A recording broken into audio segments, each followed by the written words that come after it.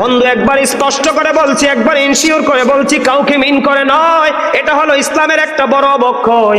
আমার নবী বলেছেন আল্লাহর কাছে সবচেয়ে প্রিয় হলো দুইটা কাজ। একটা হলো মুসলমানকে দেখা মাত্রই তুমি সালাম দিয়ে দিবা, পরিচিত হোক বা অপরিচিত হোক। আর দ্বিতীয়ত হলো রে, মানুষকে পেট ভরিয়ে তুমি খাইয়ে দাও, এটা হলো আমার আল্লাহর কাছে বেশি পছন্দের।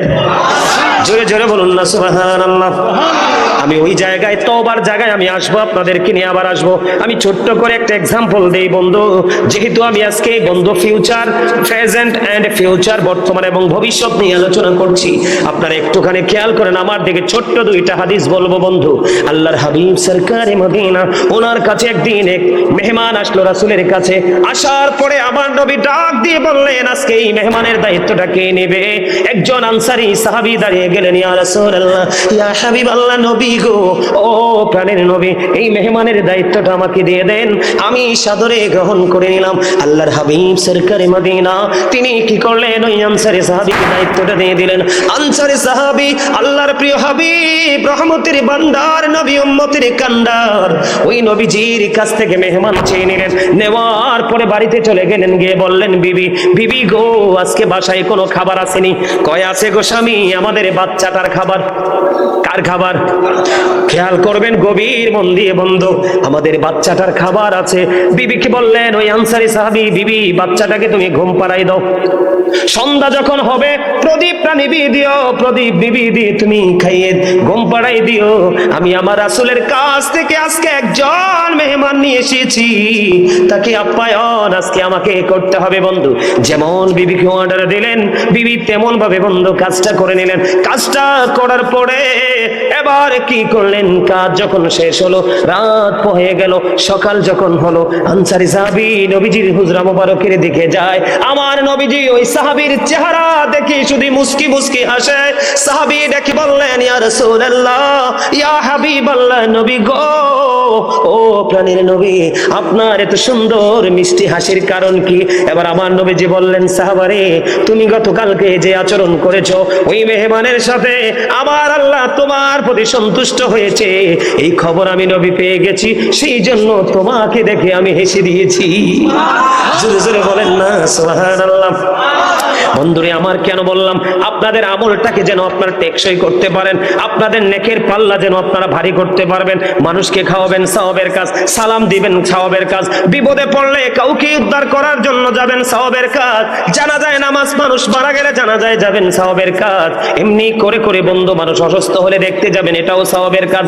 এখন একটা কাজ থেকে আমরা বেশি দূরে থাকি বন্ধুরে আমার, আপনার আমার প্রাণের নবী বলেছেন, কোন অসুস্থ মানুষ যখন একটা মানুষ দেখতে যায়, সে যতক্ষণ না পর্যন্ত তার ঘরে ফিরে না আসে, ততক্ষণ যেন সে জান্নাতি ফল কুড়াইতে থাকলো। জোরে জোরে সুবহানাল্লাহ। বন্ধুরে আমার, আমি আপনাদেরকে আরেকটা মজার খবর দেই। হযরতে আবু হুরায়রা রাদিয়াল্লাহু তাআলা আনহুর জীবনী থেকে। হযরতে আবু হুরায়রা রাদিয়াল্লাহু তাআলা এমন একজন রাবী ছিলেন, অনেক বেশি হাদিস রাসূল থেকে বর্ণনা করেছেন। হযরতে আবু হুরায়রা এমন অবস্থা হয়ে গেল বন্ধু, খাবার খাওয়ার মতো কিছু নেই। তিনি একদিন কি করলেন, পেটের ক্ষুধায় রাস্তায় বের হয়ে আসলেন। যখনই তিনি রাস্তায় বের হয়ে আসলেন, আপনার আমার প্রাণের নবী তার এই দৃশ্য দেখে হাসতেছেন আর আবু হুরায়রাকে ডাকছেন, আমার সঙ্গে আসো। সুবহানাল্লাহ বলেন না। আমার নবীজি বললেন, আমার সঙ্গে আসো। এবার আবু হুরায়রা রাদিয়াল্লাহু তাআলা আমার প্রাণের নবীর সঙ্গে সঙ্গে হাঁটতে শুরু করলেন। হাঁটতে হাঁটতে হাঁটতে হাঁটতে হাঁটতে হাঁটতে যাওয়ার পরে নবীজি ওনার গন্তব্যে চলে গেলেন, বাড়ি পৌঁছালেন। যাওয়ার পরে বিবিকে প্রশ্ন করলেন, বিবি গো, ঘরে কোনো খাবারের কোনো কিছু আছে কিনা? ইয়া রাসূলুল্লাহ, ইয়া হাবিবাল্লাহ, ঘরে একটুখানি দুধ আছে, এক পেয়ালা দুধ হাদিয়ে এসেছে। আমার নবীজি যখন এই দুধের খবর পাইলেন, খেয়াল করবেন, আমার নবীজি যখন এই দুধের পেয়ালা পাইলেন, খবর পাইলেন, আবু হুরায়রাকে ডাক দিয়ে বললেন, রে আবু হুরায়রা, তুমি সুফফাবাসীদেরকে ডেকে নিয়ে আসো।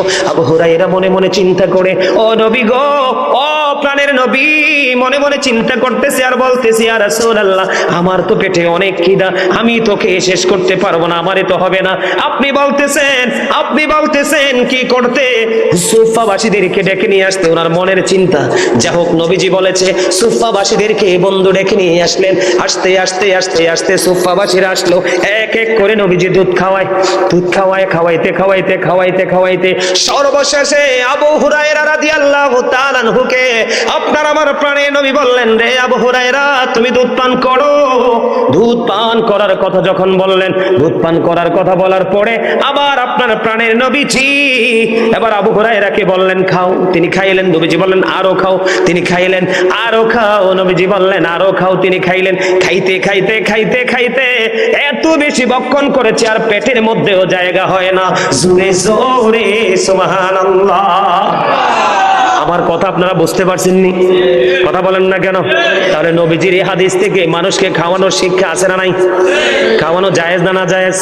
বন্ধু, আমি আপনাকে বলি, এগুলো হচ্ছে কিয়ামতের আলামত। পৃথিবী একটা সময়ে সংকুচিত হয়ে যাবে, দ্বীনের শিক্ষা থেকে মানুষ দূরে যাবে, মানুষ একটা পর্যায়ে কোণঠাসা হয়ে যাবে, ইসলাম বিরোধী কর্মকাণ্ড শুরু করে দিবে, আর তখনই মানুষের উপর ঘন ঘন গজব আসতে থাকবে।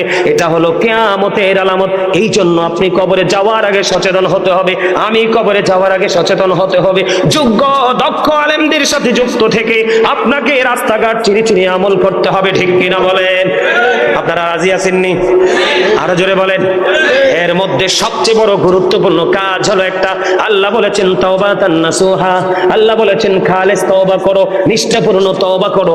এখন আমাদের মধ্যে এত বেশি অন্যায়, এত বেশি অপরাধ, এত বেশি পাপ হচ্ছে, আমাদের তওবার দরকার আছে না নাই? আপনারা তওবা করতে রাজি আছেন না নাই? বন্ধুরে আমার, আমি আপনাদেরকে অত্যন্ত গুরুত্ব সহকারে বলবো, আল্লাহর হাবিব কোন হাদিসে এসেছে দৈনিক 70 বার, আবার কোন হাদিসে এসেছে দৈনিক 100 বার আল্লাহর হাবিব তওবা করে আমাদেরকে তওবার ট্রেনিং দিয়েছেন, আমাদের ক্ষমার জন্য ব্যবস্থা করেছেন। আর আপনি আমি দৈনিক 7 বার করিনি তওবা। কথা কয় না? কথা বলেন। উপরে এসে বসে এও অপারেটর কই?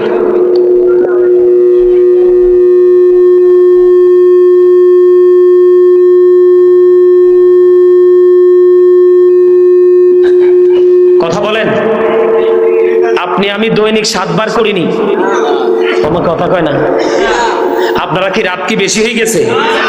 আমি উঠছি মাত্র 1 ঘন্টা হইছে, মাত্র 1 ঘন্টা। অনেক ওয়াজ বাকি রয়েছে আমার। তোমারই তো খুঁজতেছি আমি মনে মনে, আমি কই লোকটা কই। মাশাআল্লাহ, ও গেছিল আমার দাওয়াত দেওয়ার জন্য। আলহামদুলিল্লাহ বলেন। আরো জোরে আলহামদুলিল্লাহ। আর একটু মহাব্বতে। জোর তো আসে না। কো খাবারে লবণ না দিলে খাইতে পারবেন? কেন? মজা হবে না। এই তো লবণ না দিলে যেমনি খাবার মজা হয় না, ঠিক তেমনি ভাবে কলিজায় প্রেম না থাকলে আমলও মজা লাগে না। বুঝে নিতে হবে, আপনি আমল করার আগে আমলটা কতটা মজার সেটা আগে জানতে হবে, আর জানতে হলে দরকার ওই আমলের প্রতি আপনার প্রেম। আজকের এই মাহফিলটা কতটা যে গুরুত্বপূর্ণ একটা মজলিস, কত বড় গুরুত্বপূর্ণ একটা জলসা, আমরা যদি সেটা জানতে পারতাম তাহলে আমাদের মধ্যে আজকে লটারির মাধ্যমে আগে বসার প্রতিযোগিতা চলতো। কথা বলেন। কিছু বলবেন?